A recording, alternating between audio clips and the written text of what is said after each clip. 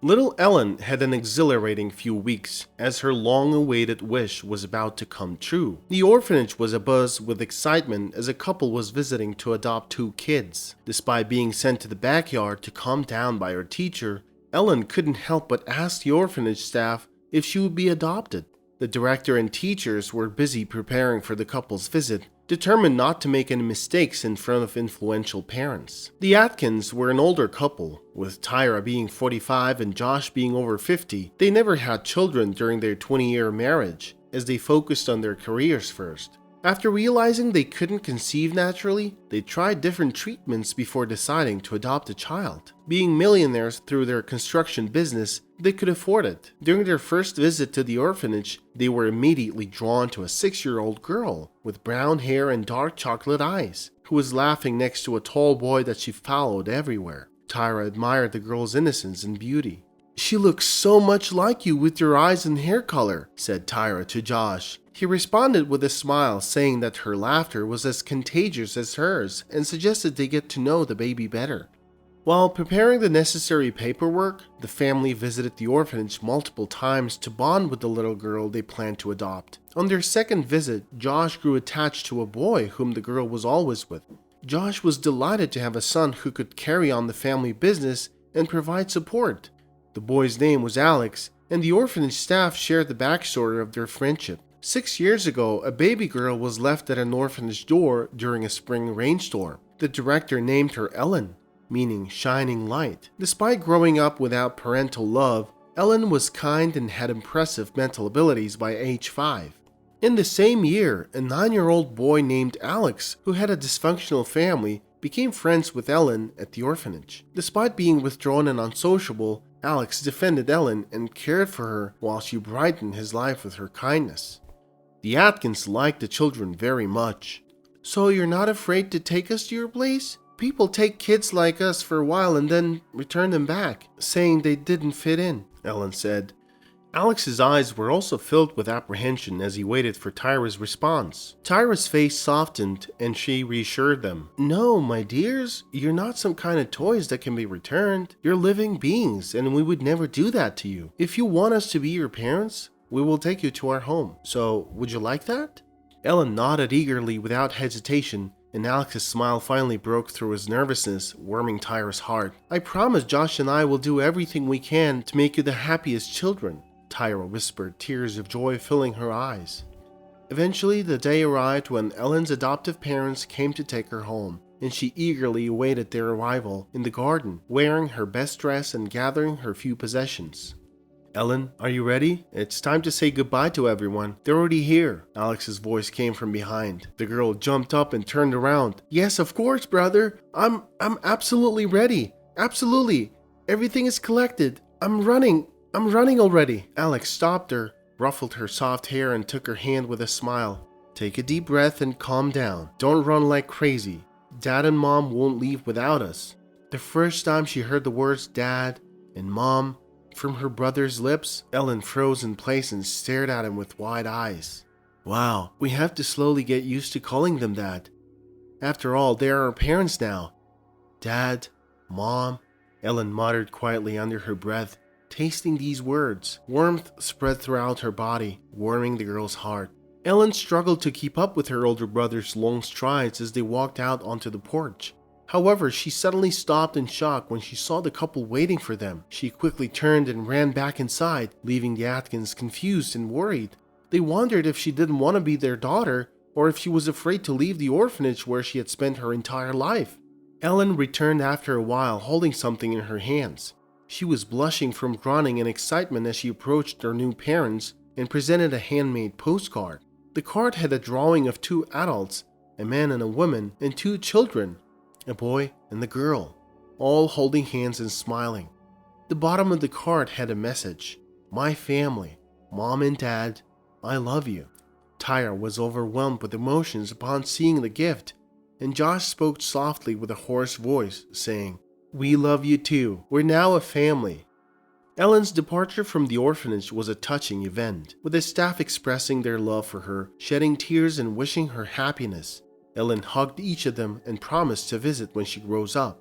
Alex, the 10-year-old, was more reserved and quietly said goodbye, waiting for Ellen by the car with sparkling eyes and a slight blush.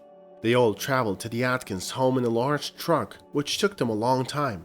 Ellen was curious about everything she saw from the window since she hadn't left the orphanage much. Tyra happily answered her questions while Josh drove. Alex, who had gained the nickname Bookworm for reading a lot during his year at the orphanage, occasionally added comments and answered Ellen's questions. Exhausted girl rested her head on her brother's shoulder and let out a soft sniffle after a couple of hours. Meanwhile, her brother looked outside the window while gently stroking her head with one hand. Tyra watched this heartwarming scene and reflected. This is what it feels like to be a mother. As they passed through the grand wrought iron gates, Alex exclaimed in amazement, "Is this where we live?" "Like it?" Josh asked with a smile. "Your mother and I spent several years building it in order to live with you as one big family." "It's beautiful," Ellen sighed enthusiastically, looking at the huge mansion. After giving her son and daughter a loving kiss, Tyra led them into the house where they were introduced to the household staff and their nanny, Mrs. Jackson, who would be taking care of them while their parents were at work. The parents had prepared comfortable and inviting rooms for the children, complete with a variety of toys which they enjoyed playing with before settling down to do their homework. The lively and cheerful Ellen quickly won over everyone she met, using her persuasive skills to convince people to join her in various adventures. Whenever something out of the ordinary happened in the house, it was almost always due to her involvement. Alex, a serious and reserved boy, found solace in the vast library that occupied the entire attic of the house. He spent most of his time there, away from school and family. The household staff admired his intelligence and good manners, while his father, noticing his seclusion, enrolled him in sports to promote all-round development. Alex, who had not experienced paternal love and care before, adapted well to this new life and became attached to his stepfather Josh as if he were his own. The Atkins were delighted that their children had accepted them and had easily adjusted to this new life. Their lives were filled with joy and contentment, which they had never experienced before. Every day they felt grateful for having Ellen and Alex with them. 3 months post-adoption, the Atkins had a dinner to celebrate a new contract. While getting ready, Tyra couldn't find her diamond necklace, which was a gift from her husband for their 20th anniversary. She checked her dressing room, but it wasn't there. She remembered that Ellen had shown interest in her dressing room earlier. Despite her efforts to push away negative thoughts, doubts infiltrated the woman's mind and settled in, slowly gnawing away at her soul. Was it possible for the sweet child she had grown so fond of to do something wrong? Tyra had a sleepless night filled with unsettling dreams and could only doze off in the morning. She was awoken by a knock on the door and in a drowsy voice allowed Ellen to enter. The girl entered with excitement and immediately started to talk loudly. "Mommy!" exclaimed Ellen. "Happy holiday to you!" Tyra, still half asleep, was confused. "Holiday? Sweetie, what holiday?" "Happy Mother's Day," replied Ellen excitedly. "Mrs. Jackson told me about it, and I'm so happy to be able to celebrate it with you." She then presented Tyra with a small homemade box as a gift. Tyra opened the box and was shocked to see a crown-like creation with her missing necklace. She felt a mix of emotions including great relief, shame for doubting Ellen, and overwhelming affection for the innocent little girl who smiled back at her. "I saw the beautiful glitter in your room and thought that it was as beautiful as you," said Ellen. "So I decided to make a crown for you. Do you like it?" Tyra, feeling delighted, hugged Ellen tightly and whispered, "Yes, baby, I love it very much." The Atkins family enjoyed a peaceful and loving life, but as often happens, the perfect period eventually came to an end. After 10 years of blissful family life with the children, Tyra fell gravely ill, and the disease progressed rapidly. Initially, the children were unaware of the severity of their mother's illness and believed that with the right treatment, she would recover.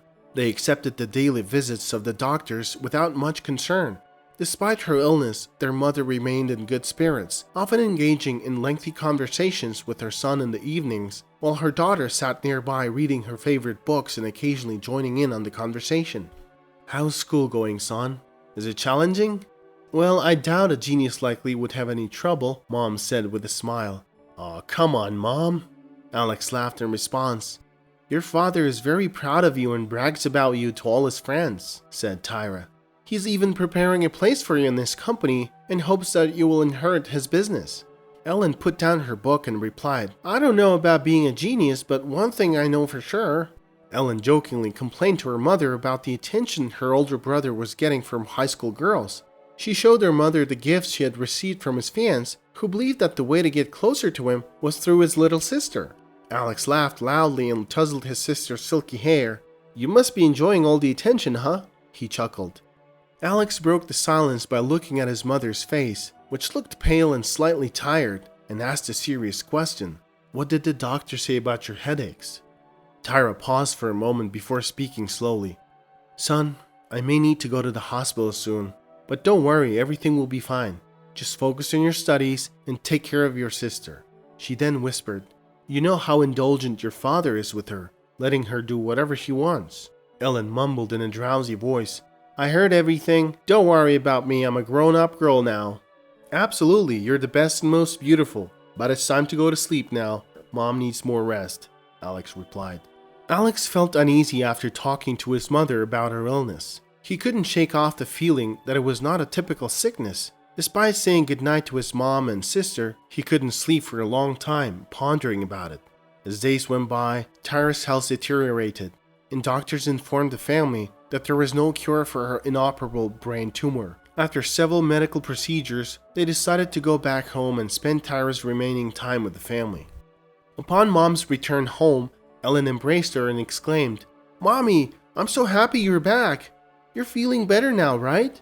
Tyra, who looked pale and frail from her treatment and the knowledge of her diagnosis, managed to give her daughter a weak smile and said, "Yes, my dear, I'm feeling much better. That's why the doctors allowed me to come back home, to be with you." Alex stood a few feet away looking at his mother with tears in his eyes. He had to try hard not to cry, and his mother looked at him with a pleading expression, shaking her head gently. Ellen, who was in her mother's arms, was unaware of the silent exchange between Alex and their mother. Josh made relentless efforts to find a way to either cure his wife or extend her life, but despite approaching various medical organizations, fate had its way, and Tyra passed away a few months later. She departed peacefully and with grace, leaving behind a final request for her husband to take care of their children after her passing, and for Alex to always support and look after his little sister. Tyra told her children to always remember the importance of family, no matter what happens. She reminded them that they may not be related by blood, but their bond as family is more valuable than shared genetics. Josh was crying and begging at the side of the bed. "Please, please, my love, don't leave me, don't go." "I'm not afraid to die," Tyra told her family. "I've experienced the feeling of love and being loved, and the joy of being a mother." She asked her family to take her hand and stay with her until the end. "Don't go, Mom, please," Alex cried out, his voice filled with desperation. But as soon as they clasped hands, his mother took her final breath, closed her eyes, and passed away to another world. Alex and Ellen experienced one of the most significant human losses, the passing of their mother. Ellen, who was raised as an orphan, encountered death for the first time. She experienced a deep ache in her heart and a sensation that an essential part of herself had shattered, leaving an emptiness that could not be filled by anything. Ellen gazed at her brother with her large brown eyes and asked, "Do you think Mom is happy where she is?" Alex responded tenderly, "I hope she is. At least she's no longer suffering from her illness. I know that she's watching over us and always thinking of us. Therefore, we should strive to be good people." Alex lovingly touched his sister's nose, and she nestled closer to him, embracing him tightly while burying her face in his chest and weeping silently onto his shirt. Josh's business started to deteriorate, with significant deals falling through one after the other. This led to a considerable drop in the family's income. To make matters worse, Josh was completely shattered by his wife's illness and subsequent death. He increasingly turned to strong drinks to cope with his pain. Eventually, his competitors took over his business, forcing Josh and his children to relinquish their luxurious mansion. As a result, the family had to move into a small two-room apartment. The children, having already experienced the loss of their mother, took the transition in stride. Ellen enrolled in a public school, while Alex made the decision to abandon his studies and find work. Josh slowly withered away before their very eyes, unable to cope with the loss of his cherished wife and the collapse of his life's work. Frequently, when Ellen came home, she witnessed her father in a state of mental turmoil. However, she never revealed to her brother how scared and sorrowful she was to see their father in such a state. On one occasion, upon returning home, Ellen was surprised to find her father clean and sober, preparing dinner on the stove. She stood frozen in amazement at the kitchen door as she watched her father. "Dad, is that really you?" she asked in disbelief. "Sweetheart, wash your hands and take a seat at the table. We're about to eat," Josh responded warmly. Feeling bewildered, Ellen followed her father's instructions. As Josh placed a plate of vegetable stew in front of her, he coughed in embarrassment and muttered, "I wanted to make you some vegetable stew, but it seems like something went wrong." Ellen swallowed the peculiar tasting stew and replied, "It's a bit unusual, but it's actually quite tasty. I'm so grateful you made this for me. I've made a decision. Starting today, I'll cook for my precious son and daughter. I'm finished with all of this. I need to get myself together and begin a new life. Not just for myself, but for you both as well. To be honest, I've been seeing your mother in my dreams lately. She's been reproaching me for leaving you in such a desperate situation." Ellen, in tears, threw herself into the arms of her father. "Dad, I'm so glad you're back." Josh gradually regained his focus. Meanwhile, Alex was engaged in the reconstruction of the family's construction enterprise, which required a significant portion of his time as he had to travel frequently to other cities for business purposes. Ellen remained at home to look after her father and took excellent care of him. The medical professionals had warned that his prior alcohol consumption made him susceptible to heart attacks. During one of Alex's week-long business trips, Josh discovered from Ellen's classmates that she had the opportunity to go on a 2-day excursion with her class to a history museum in a large city. However, Ellen declined the offer due to her job and the belief that she needed to look after Josh. "No, Dad, I don't want to go. I'd rather stay with you until Alex gets back. Besides, that trip is going to be dull," Ellen told Josh when he suggested that she should join her classmates. "I can't leave you alone for 2 days, Dad. It's out of the question," Ellen insisted. "Sweetheart, I'll feel worse if you miss out on this opportunity. Do you have to take care of an old man at your age? You're still young. Go and have fun. Please, do it for me," Josh pleaded with Ellen. As Ellen listened to Josh's words and saw the desperation and pleading in his eyes, she finally relented for the first time. She gave him a gentle kiss on the forehead and made a promise to go.